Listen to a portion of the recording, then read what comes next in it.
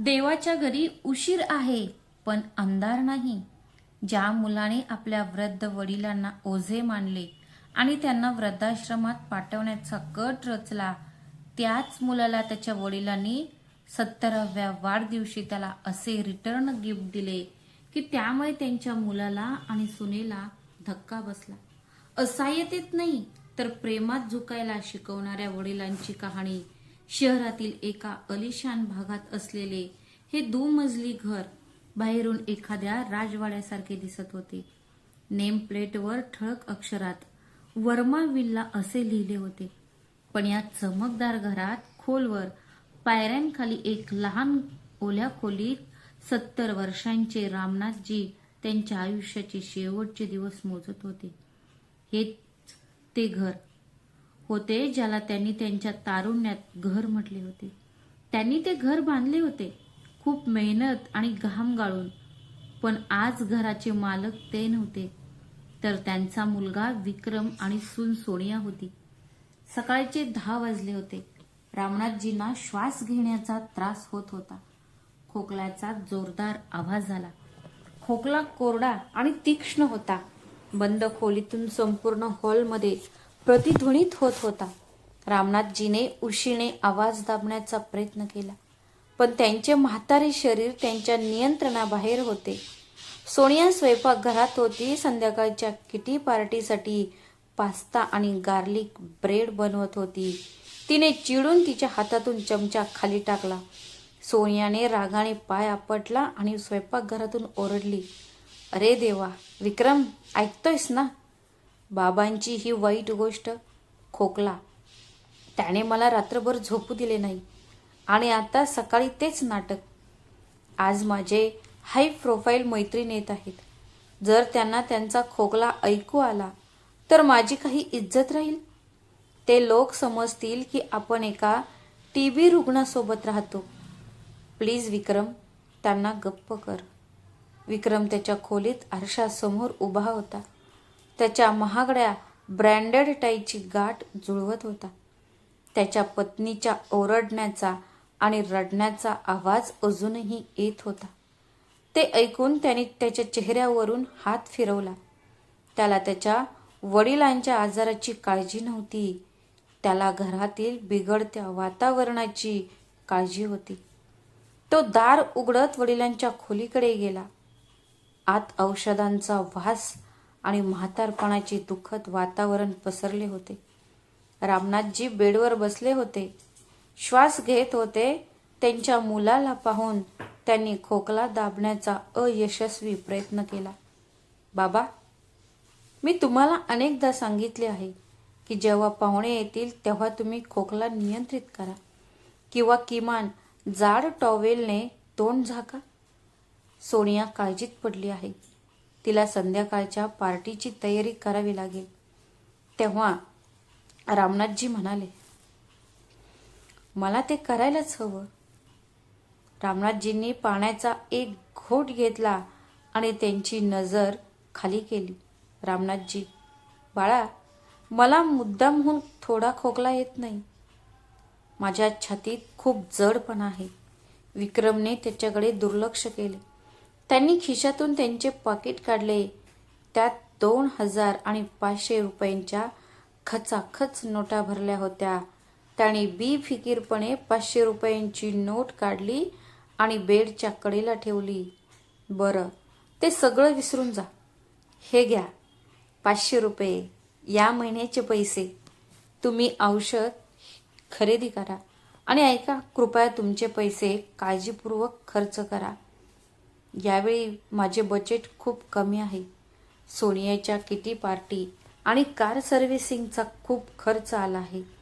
रामनाथजी थरथरत्या हातांनी म्हणाले. त्यांनी 500 रुपयांची नोट उचलली. त्यांच्या डोळ्यात एक असहाय्यता होती. रामनाथजी हळू आवाजात म्हणाले, पण बाळा, डॉक्टरांनी सांगितले होते की त्या निळ्या पॉकेटमधील गोळ्या माझ्या दम्याच्या त्रासावर उपयुक्त ठरतील. ते खूप महत्त्वाचे आहेत. त्यापैकी फक्त एका स्ट्रीपची किंमत 800 रुपये आहे आणि कप सिरप वेगळा 500 रुपयांना. विक्रम दाराशी पोहोचला होता, पण हे ऐकून तो मागे वळला. त्याच्या चेहऱ्यावर एक स्पष्ट भाव दिसला. अरे हो, हे तर अद्भुत आहे बाबा. तुम्हालाही सगळं ब्रँडेड आणि महागडं हवंय. अरे औषध हे औषधच असतं. केमिस्टला स्वस्त जेनेरिक गोळी द्यायला सांगा. फक्त एवढेच आहे, आग्रह करू नका. माझ्याकडे आता जास्त पैसे नाही. रामनाथजी काहीतरी बोलण्याचा प्रयत्न करत होते, पण विक्रम बाळा, पुरे झाले बाबा. आता वाद घालू नका. मला ऑफिसला जायला उशीर होत आहे. आणि प्लीज बाबा, आज संध्याकाळी खोलीबाहेर येऊ नका. एवढे बोलून विक्रम घाईघाईने निघून गेला. काही क्षणातच त्यांना त्याची महागडी गाडी सुरू झाल्याचा आणि गाडी निघून जाण्याचा आवाज आला. ते पुन्हा खोलीत शांतता पसरली. रामनाथजींनी त्यांच्या तळ हातातील 500 रुपयांच्या नोटेकडे पाहिले. त्यांनी 500 रुपयांची नोट त्यांच्या टेबलावर ठेवली आणि थरथर कापत खिडकीकडे गेले. वर्मा विल्लाची भव्य बाग दिसत होती, जिथे सोनियाने आता विदेशी फुले लावली होती. पण रामनाथजींना ती फुले दिसत नव्हती, तर त्यांनी 35 वर्षांपूर्वी खोदलेला पाया दिसत होता. त्यांना आठवले, ते वर्ष 1990 होते. ते एक साधे सरकारी कारकून होते. त्यांची पत्नी सावित्री नेहमीच कायमस्वरूपी घराचे स्वप्न पाहत होती. त्या घराची प्रत्येक वीट बांधण्यासाठी रामनाथजींनी काय केले होते, पण त्याने कधीही नवीन कपडे खरेदी केले नाही. रिक्षातून 5 रुपये वाचवण्यासाठी कामावर चालत गेले आणि त्यांना हवे असलेले घड्याळ कधीही खरेदी केले नाही. एकदा 10 वर्षाचा विक्रम गंभीर आजारी पडला. रामनाथजींना घराचा खर्च करावा लागला. त्यांनी हॉस्पिटलसाठी साठवलेल्या पैशातून त्याला एका खाजगी हॉस्पिटलमध्ये दाखल केले होते. सावित्री तेव्हा म्हणाली होती, हो, घर पुन्हा बांधता येते, पण मुलांपेक्षा महत्त्वाचं काहीही नाही. आज त्याच घराच्या एका कोपऱ्यात तीच मुले, मी त्यांना निरुपयोगी समजून सहन करत होतो. रामनाथजींची नजर भिंतीवरील सावित्रीच्या फोटोवर पडली. त्यावर हार घातलेला होता आणि तो धुळीने माखलेला होता. त्यांनी धोत्राच्या साह्याने फोटोवरची धूळ पुसली. ते बडबड करत म्हणाले, सावित्री, तू लवकर निघून गेलीस. भाग्यवान आहेस. बघ, आपला मुन्ना आता इतका मोठा माणूस झाला आहे. इतका मोठा की त्याला आता त्याच्या वडिलांची उंची कमी वाटते. त्या दिवशी ज्याला भूक लागली होती, पण अपमानाची चव कडू होती. उन्हापासून आपल्या मुलांना वाचवण्यासाठी त्याने बांधलेल्या घराच्या छताची किंमत, आता त्याला त्याच छताखाली श्वास घेण्याची किंमत मोजावी लागली. त्यांच्या डोळ्यासमोर भूतकाळाची एक अस्पष्ट प्रतिमा चमकली. त्यांना तो दिवस आठवला जेव्हा विक्रमला अभियांत्रिकीचे शिक्षण घ्यायचे होते आणि शैक्षणिक फीसाठी त्यांच्याकडे 10 लाख रुपये कमी होते. रामनाथजींनी दुसरा कोणताही विचार केला नाही. त्यांनी त्यांच्या आयुष्यातील संपूर्ण बचत, त्यांचे संपूर्ण पीएफ खाते एका झटक्यात काढून घेतले. ते फाटलेले बूट घालून ऑफिसला गेले होते, जेणेकरून त्यांचा मुलगा ब्रँडेड बूट घेऊ शकेल. आणि आज तोच मुलगा जो लाखो रुपये कमावतो, तो त्यांच्या वडिलांचा जीव वाचवण्यासाठी 800 रुपयांची औषधे खरेदी करण्यासाठी आणखी 300 रुपये देऊ शकत नव्हता. रामनाथजींच्या डोळ्यातून अश्रू आले आणि 500 रुपयांची नोट ते स्वतःशी म्हणाले, रामनाथ, तू खूप मजबूत घर बांधलेस, पण मुले कमकुवत निघाली. त्याच क्षणी तो पुन्हा खोकला, पण यावेळी त्यांनी स्वतःचा आवाज इतका दाबला की तो त्यांच्या घशातच गुदमरला. दुपारचे 2 वाजले होते. वर्मा विल्लाच्या ड्रॉइंग रूमला पंचतारांकित हॉटेलच्या लॉबीसारखा वास येत होता. सोनियाची हाय प्रोफाईल किटी पार्टी जोरात सुरू होती. खोलीत विदेशी परफ्यूमच्या सुगंधाने एअर कंडिशनरच्या थंडपणाने आणि महागड्या क्रॉकरच्या आवाजाने भरलेली होती. Table Italian pasta, garlic bread आणि रंगीबेरंगी मॉकटेल्सने सजवले होते. दरम्यान पायऱ्याखालील रामनाथजींच्या लहान खोलीत आर्द्रता आणि उष्णतेचा गुदमरल्यासारखं वातावरण होतं. जुन्या छताच्या पंख्यातून गरम हवा येत होती. रामनाथजी त्यांच्या पलंगावर झोपले होते. घड्याळात 2 वाजले होते. त्याच त्यांच्या दम्याच्या औषधाची वेळ झाली होती. त्यांनी बाजूच्या टेबलावरचं प्लास्टिकचं भांडं उचललं आणि उलटा केला. टप पाण्याचा शेवटचा थेंब पडला. भांडा रिकामा होता. रामनाथजींचा घसा तहानेने व्याकुळ झालेल्या वाळवंटासारखा कोरडा पडला होता. त्यांची जीभ त्यांच्या टाळूला चिकटली होती. त्यांना वाटले की जर त्यांनी आता पाणी प्यायले नाही तर ते बेशुद्ध होईल. त्यांनी विचार केला की पाहुणे कदाचित गप्पा मारण्यात व्यस्त असतील. मी हळूच स्वयंपाकघरात घुसून जाईन, पाणी पिऊन परत घरात येईन, कोणाला कळणारही नाही. रामनाथजी उठले. त्यांनी एक जुना फाटलेला बनियान आणि एक सैल जीर्ण शर्ट घातला होता. त्यांनी त्यांचा जुना पितळी ग्लास उचलला. ते चोरासारखे त्यांच्या स्वतःच्या घरातून बाहेर पडले. हॉलच्या कडेला जाताना त्यांची नजर त्या चमकदार प्रकाशावर पडली. सोनियाने हिऱ्याचा सेट घातलेला आणि वाईन ग्लास हातात घेऊन तिच्या मैत्रिणींसोबत हसत होती. रामनाथने आपली नजर खाली केली आणि घाईघाईने निघून जाण्याचा प्रयत्न केला, पण नशिबाने ते घडवले. त्यांची परीक्षा घ्यायची होती.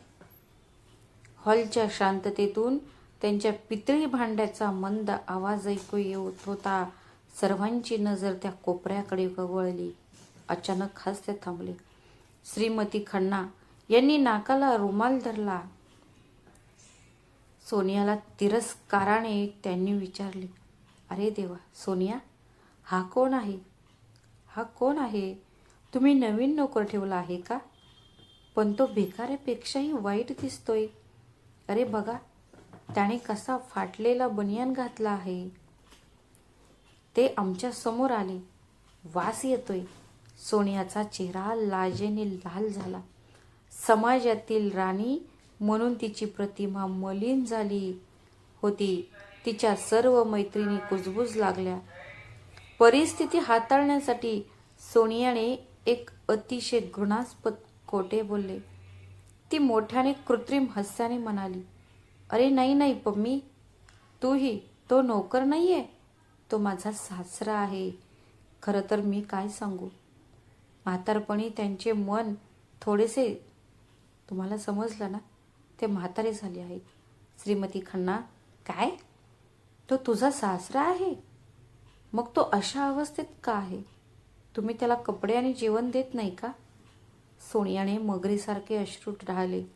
अरे विचारू नकोस. आम्ही त्याला ब्रँडेड कपडे खरेदी करतो. आम्ही त्यांच्या खोल्यांमध्ये मिनरल वॉटर ठेवतो. पण त्यांना गरिबीचे नाटक करायला आवडते. ते जाणून बुजून फाटलेले कपडे घालतात आणि घाणेरडी पितळी भांडी मिरवतात, जेणेकरून बाहेरील लोकांना वाटेल की आम्ही त्यांच्यावर अत्याचार करत आहोत. त्यांना फक्त सहानुभूती हवी आहे.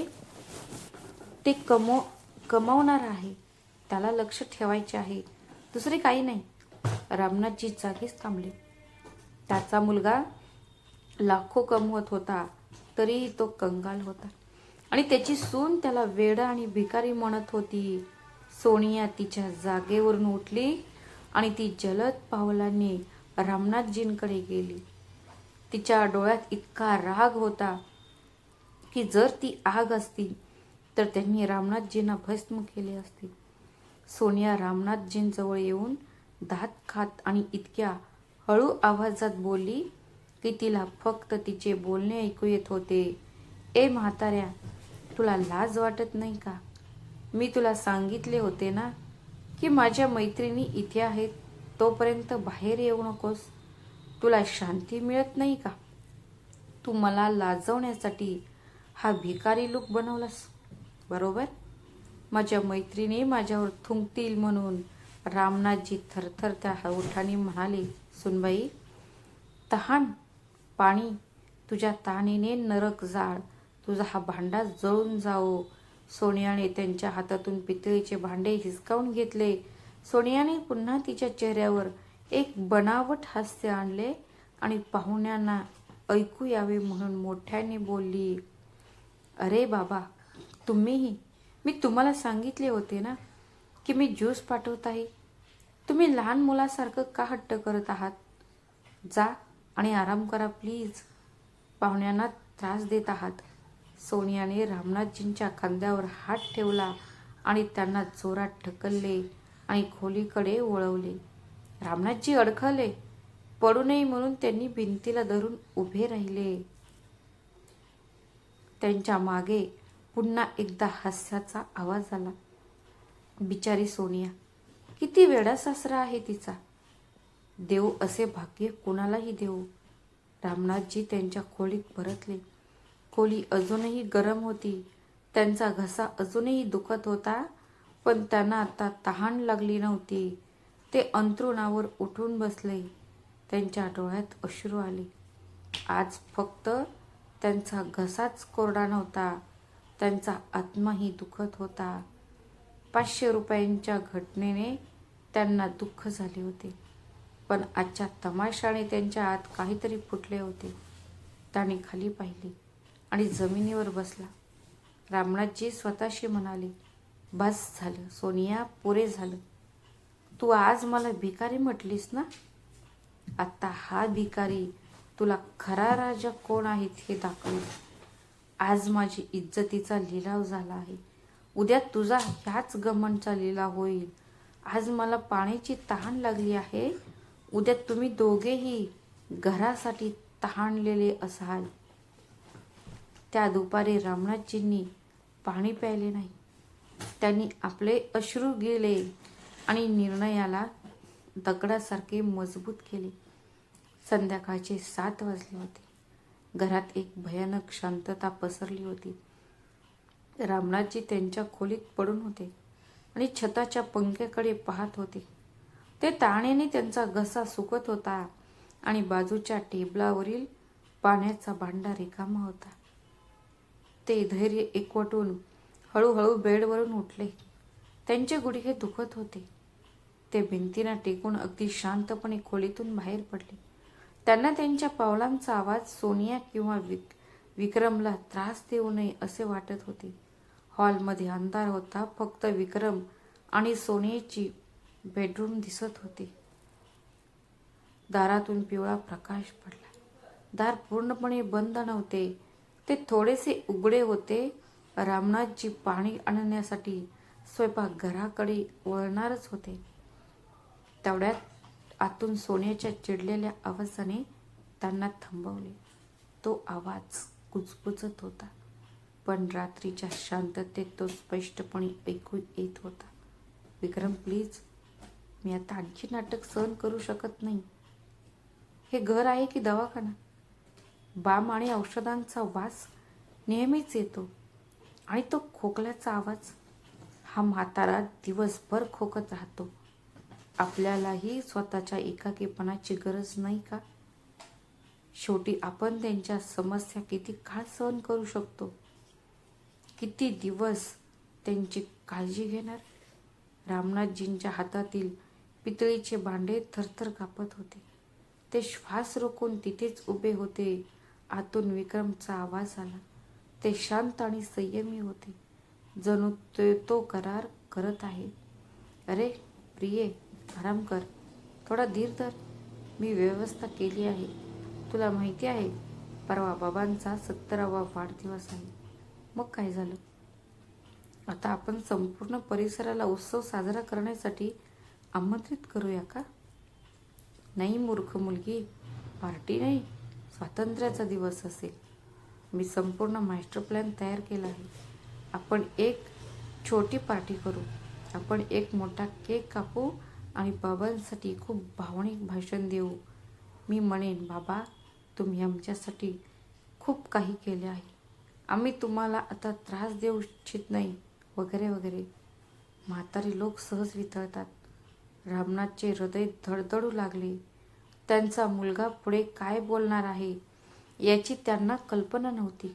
बाबा भावनिक होऊन रडू लागताच मी लगेच भेटवस्तू कागदपत्रे त्यांच्या समोर ठेवतो.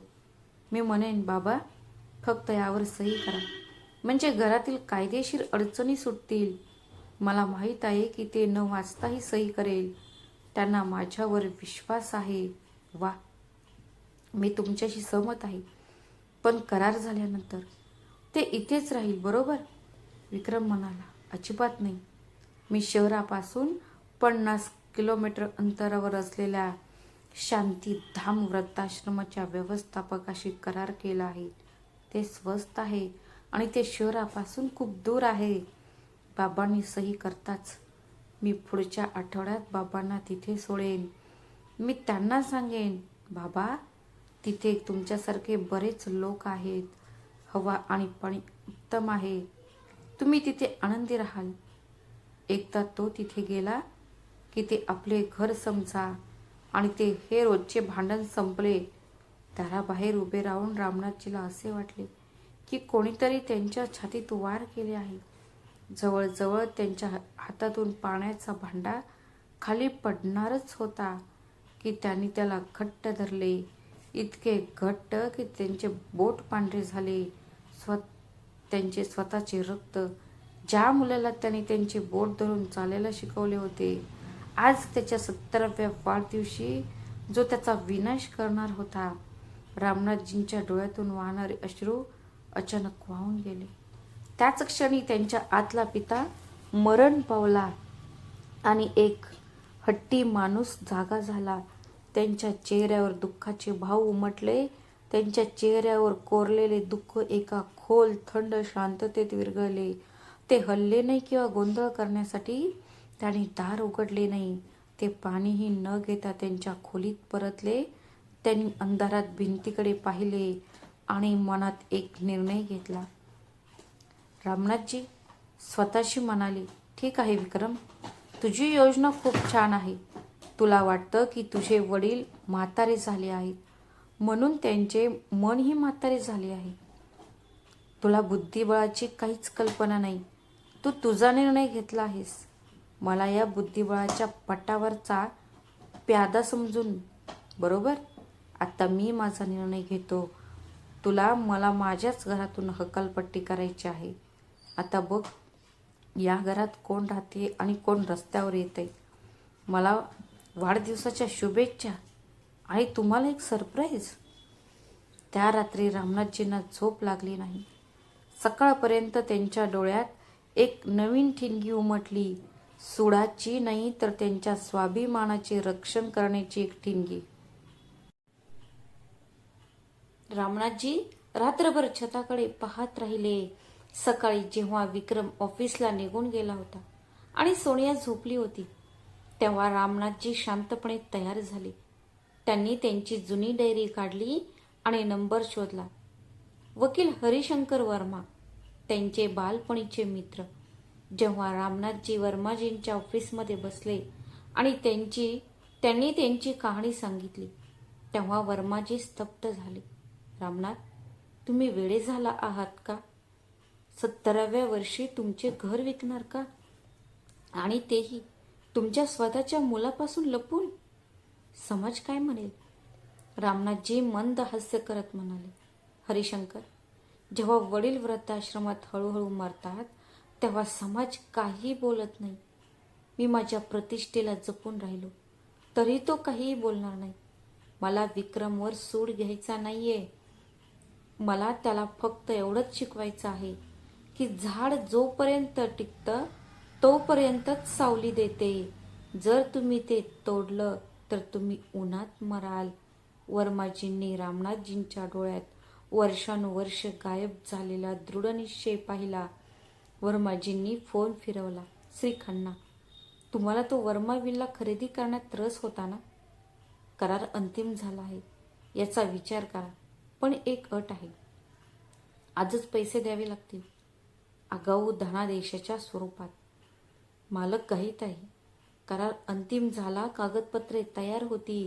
रामनाथजींनी थरथरत्या हातांनी नव्हे तर पूर्ण आत्मविश्वासाने त्यावर स्वाक्षरी केली. जेव्हा त्याला 50 लाख रुपयांचा आगाऊ धनादेश मिळाला तेव्हा त्याला वाटले की तो फक्त कागदाचा तुकडा नाही तर त्यांचा गमावलेला स्वाभिमान आहे. घरी जाताना त्यांनी एक महागडी मिठाई खरेदी केली. त्यांनी एका दुकानातून स्वतःसाठी काजू कतली विकत घेतली. गेल्या 5 वर्षापासून ते प्रत्येक पैशाची बचत करत होते, पण आज त्यांनी स्वतःसाठी मेजवानी दिली. ती एका नव्या आयुष्याची सुरुवात होती. वाढदिवसाचे दिवस. संध्याकाळचे 7 वाजले होते. वर्मा विल्लाचा हॉल, जो सहसा शांत असतो, तो आज सजवला होता. भिंतीवर रंगबिरंगी फुगे लटकवले होते आणि मध्यभागी 70व्या वाढदिवसाच्या शुभेच्छा असे लिहिलेले बॅनर लटकले होते. सजावट अगदी साधी होती, जणू काही औपचारिकता पूर्ण झाली होती. सोनियाने आज चमकदार साडी नेसली होती आणि तिच्या चेहऱ्यावर 1 इंच जाड हास्य होते. तीच सोनिया जी कालपर्यंत रामनाथजींच्या खोकल्याने चिडली होती, ती आता त्यांच्या खोलीत गेली आणि प्रेमाने बोलली, "बाबा, बाहेर या. सगळे वाट पाहत आहेत. पहा, मी तुमच्यासाठी तुमच्या आवडीचा कुर्ता पायजमा आणला आहे. आज तुम्ही खूप देखणे दिसाल." रामनाथजीने कुर्ता पाहिला. कापड स्वस्त आणि खडबडीत होते, पण त्यांनी तो न बोलता घातला. त्यांना माहीत होते की तो आदर नाही तर सापळा आहे. ते हळूहळू हॉलमध्ये गेले. विक्रम सोफ्यावर बसला होता. त्याच्या वडिलांकडे पाहत होता. त्याने त्यांना शुभेच्छा देण्यासाठी पुढे गेला. विक्रम म्हणाला, "वाढदिवसाच्या शुभेच्छा बाबा. तुम्ही हजारो वर्षे जगू शकाल. तुम्ही फक्त आमचे वडील नाही आहात, तुम्ही आमच्या घराचा पाया आहात." टेबलावर एक छोटासा केक ठेवला होता. थरथरत्या हातांनी रामनाथजीने चाकू उचलला आणि केक कापला.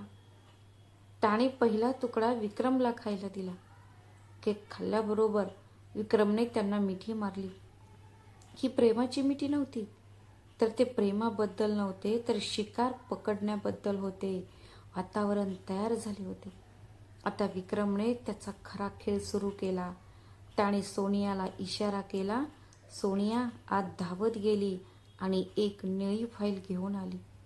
विक्रमचा चेहरा रागाने भरला होता. तिने ती फाईल आणली. विक्रमच्या चेहऱ्यावर एक गंभीर जबाबदारीचे भाव होते. विक्रम म्हणाला, "बाबा, या प्रसंगी मला तुमच्याकडे काहीतरी मागायचे आहे." "नाही, माझ्यासाठी नाही, तर तुमच्या सोयीसाठी." रामनाथजी सोफ्यावर बसले आणि शांतपणे त्यांच्या मुलाकडे पाहिले. "बाबा, तुम्ही आता 70 वर्षांचे आहात. या वयात तुम्ही विश्रांती घेतली पाहिजे आणि भजन गात बसले पाहिजे. पण हे घर, कर, वीज बिल, महानगरपालिकेचे बिल, हे सर्व तुम्हाला त्रास देतात. तुम्हाला वारंवार कोर्टात जावे लागू नये म्हणून मी एका वकिलाशी बोललो आणि हे कागदपत्र तयार केली." विक्रमने फाईल रामनाथच्या मांडीवर ठेवली. विक्रम म्हणाला, "ही गिफ्ट डीड आहे. या घराची कायदेशीर जबाबदारी माझ्याकडे सोपवा, म्हणजे मी त्याची काळजी घेऊ शकेन. तुम्ही फक्त कागदावरच मालक राहाल. एकदा माझे नाव आले की मी सर्व काही सांभाळेन. तुम्ही फक्त खाली सही करा, जिथे क्रॉस चिन्हांकित आहे." सोनियाने लगेच एक महागडा पेन घेतला आणि रामनाथजींच्या शेजारी उभी राहिली. तिच्या डोळ्यात लोभ स्पष्ट दिसत होता, जणू काही गिधाड मांसाच्या तुकड्याकडे पाहत आहे. "हे घ्या पेन बाबा, त्यावर सही करा. मग तुमचा सर्व ताण संपेल." हॉलमध्ये शांतता पसरली. फक्त भिंतीवर घड्याळाची टिकटिक ऐकू येत होती. रामनाथने फाईल हातात घेतली. तिने कागदपत्रांवर एक नजर टाकली, ज्यात लिहिले होते की ते स्वेच्छेने 2 कोटी रुपयांचे घर त्यांच्या मुलाला हस्तांतरित करत आहेत. मग त्यांनी विक्रमच्या डोळ्यात पाहिले. त्या डोळ्यात मुलाचे प्रेम नव्हते, तर एका व्यापाऱ्याचा लोभ होता. रामनाथजींनी एक दीर्घ श्वास घेतला. बाळा, तू बरोबर आहेस. म्हातारपणात इतकी काळजी करू नये. विक्रम आणि सोनियाचे डोळे चमकले. त्यांना वाटले की त्यांनी शिकार पकडली आहे. हो बाबा, अगदी बरोबर आहे. तर मग सही करा. शुभेच्छा देण्यास उशीर का करायचा? रामनाथने सोनियाच्या हातातून पेन घेतला. त्याने पेनचा टोक कागदाच्या त्या भागावर ठेवला जिथे सही करायची होती. विक्रमने श्वास रोखला. सोनिया डोके धरून तिथेच उभी राहिली. सोनिया तिच्या मुठी घट्ट धरून उभी राहिली. तिचे स्वप्न फक्त एका स्वाक्षरीच्या अंतरावर होते. रामनाथजींचा हात हलला, पेन हलला, पण सही करण्याऐवजी त्यांनी अचानक पेन थांबवला. त्यांनी हळूहळू निळी फाईल बंद केली. विक्रम आणि सोनियाच्या चेहऱ्यावरील हास्य नाहीसे झाले. रामनाथजींनी सावधपणे टेबलाखाली, जिथे त्यांनी आधीच एक बॅग ठेवली होती, ती दुसरी लाल फाईल काढली आणि टेबलावर ठेवली. रामनाथजी हसत म्हणाले, विक्रम, तुमच्या फाईलमध्ये फक्त घरातील कागदपत्रे होती, पण माझ्या या लाल फाईलमध्ये तुमचे आणि माझे दोघांचेही भवितव्य ठरलेले आहे. विक्रमचा घसा कोरडा पडला. तुम्हाला काय म्हणायचं आहे? हे काय आहे बाबा? रामनाथने आपली पाठ सरळ केली. म्हातारपणाचा भार आता त्यांच्या खांद्यावर राहिला नाही. जिंकण्याचा प्रयत्न करताना बुद्धिबळपट्टूच्या तेजाची झलक त्यांच्या डोळ्यात दिसत होती. जेव्हा एखादा माणूस चेकमेट खेळणार असतो, तेव्हा त्याच्या डोळ्यात ते दिसते. रामनाथजींनी टेबलावर ठेवलेल्या पाण्याच्या ग्लासतून एक घोट घेतला आणि नंतर थेट त्यांच्या मुलाच्या डोळ्यात पाहिले. रामनाथजी शांत पण कडक आवाजात म्हणाले, बाळा विक्रम, परवा रात्री जेव्हा मी पाणी आणायला गेलो होतो, तेव्हा तुझ्या खोलीचा दरवाजा उघडा होता. मी सगळं ऐकलं. तू तुझ्या बायकोला सांगत होतास, फक्त सही कर, मग मी पप्पांना शहराबाहेर असलेल्या त्या स्वस्त वृद्धाश्रमात सोडेन. हे ऐकून विक्रम आणि सोनियाच्या चेहऱ्यावरून हास्य निघून गेले. ते तिथे पुतळ्यांसारखे उभे राहिले, जणू काही लाकडाने मारले आहे. त्यांची चोरी पकडली गेली होती. रामनाथजी उपहासाने, सुरुवातीला मला खूप वाईट वाटले.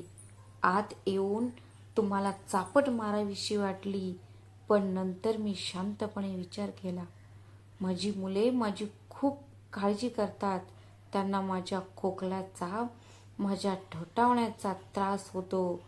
तो खूप त्रास सहन करत आहे. मग मी एका आदर्श वडिलांप्रमाणे त्याचा भार हलका करायला हवा.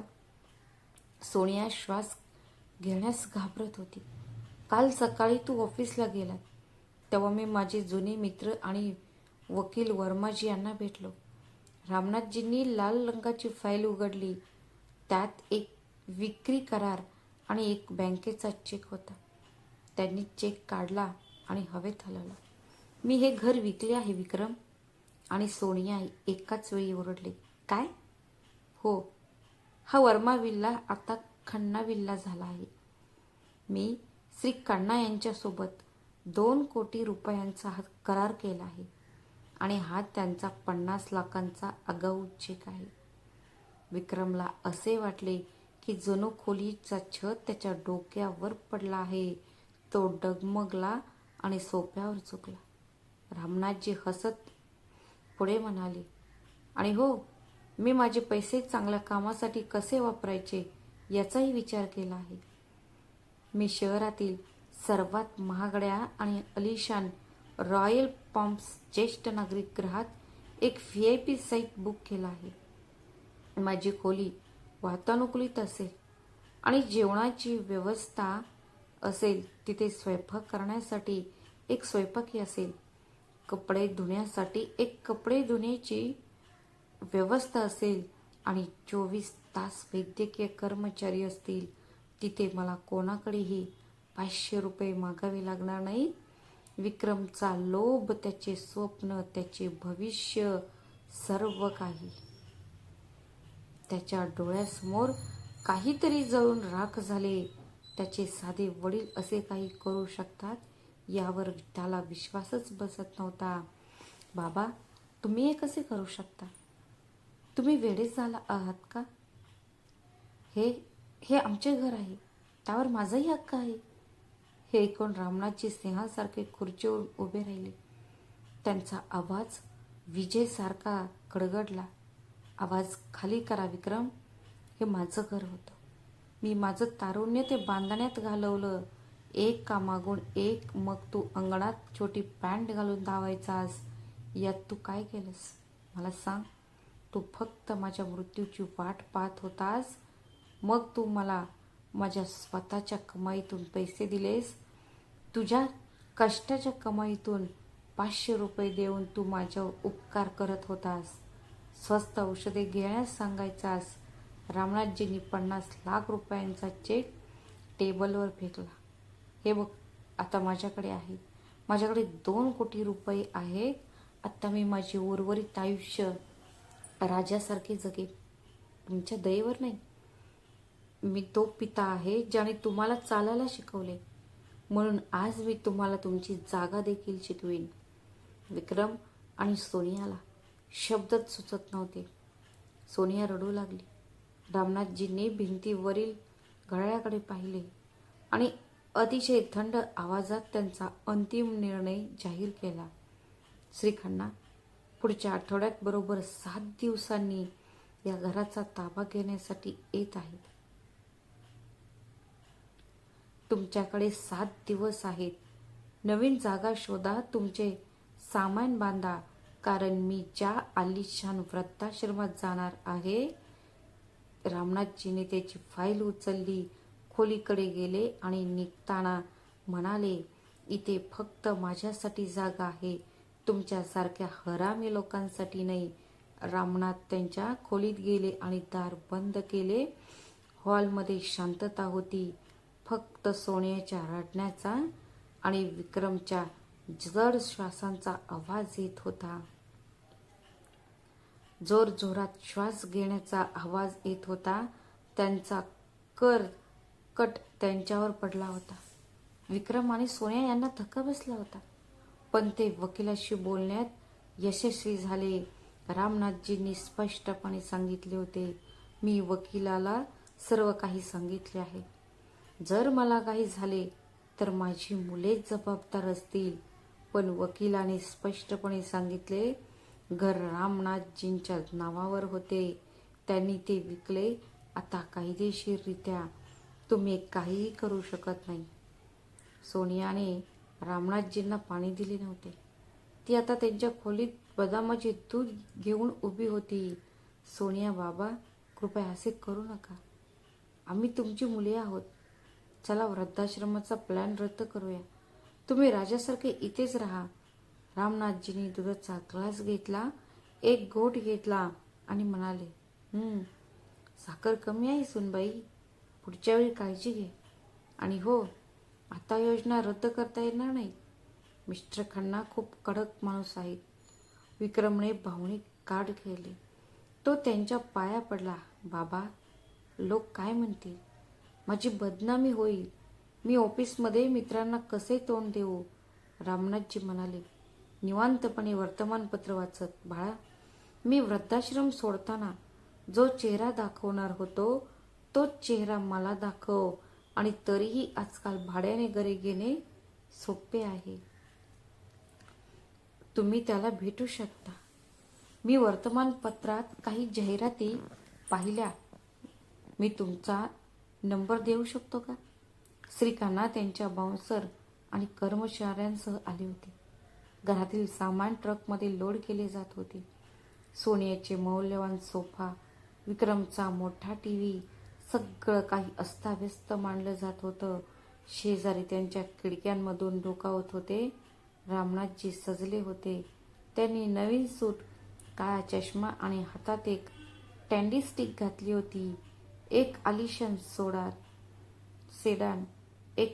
सेडान ज्येष्ठ नागरिकाने घरी पाठवलेली गेटवर उभी होती. रामनाथजी आत जाण्यापूर्वी थांबले. त्यांनी घराकडे शेवटची नजर टाकली. त्यांच्या डोळ्यात पश्चाताप नाही. विक्रम आणि सोनिया गेटवर उभे होते, रडत होते, बेघर आणि असह्य होते. रामनाथने गाडीची खिडकी खाली गेली आणि विक्रमला शेवटचे शब्द म्हटले. विक्रम, लक्षात ठेव, मृत्यूपत्र फक्त संपत्तीबद्दल नसते, ते मूल्यांबद्दल देखील असते. हे फक्त मूल्यांबद्दल नाही तर संस्कृतीबद्दल देखील आहे. मी तुम्हाला खूप संपत्ती दिली, पण कदाचित मी तुम्हाला मूल्य देण्यात अयशस्वी झालो. तुमच्या नवीन आयुष्यात ही चूक पुन्हा करू नका. गाडी धूळ उडवत निघाली. विक्रम आणि सोनिया धुळीत उभे राहून विचार करत होते. जर त्यांनी त्या जुन्या फर्निचरची किंमत मोजली असती तर सोनिया रडू लागली असती. विक्रम डोके धरून बसला. त्यांच्या लोभाने त्यांचे सर्वस्व हिरावून घेतले होते. फक्त 2 लोभी लोक उरले होते, ज्यांच्या हातून सोन्याचे अंडे देणारी कोंबडी उडून गेली. वृद्धांसाठी जिवंत असताना कधीही तुमची मालमत्ता तुमच्या मुलांना हस्तांतरित करू नका. तुमची मालमत्ता म्हणजे तुमचा स्वाभिमान आणि वृद्धापकाळातील सुरक्षा. मुलांसाठी तुमच्या पालकांची प्रेमाने सेवा करा, लोभाने नाही. जर तुम्ही त्यांच्यासोबत खेळ केलात तर लक्षात ठेवा की खरे खेळाडू तेच आहेत ज्यांनी तुम्हाला खेळायला शिकवले. तर तुम्हाला ही कथा कशी वाटली ते कमेंट करून नक्की सांगा आणि आमच्या चॅनलला सबस्क्राईब करायला विसरू नका. भेटूया आणखी अशाच एका नवीन कथेत. तोपर्यंत स्वतःची आणि तुमच्या प्रियजनांची काळजी घ्या. श्री स्वामी समर्थ. धन्यवाद.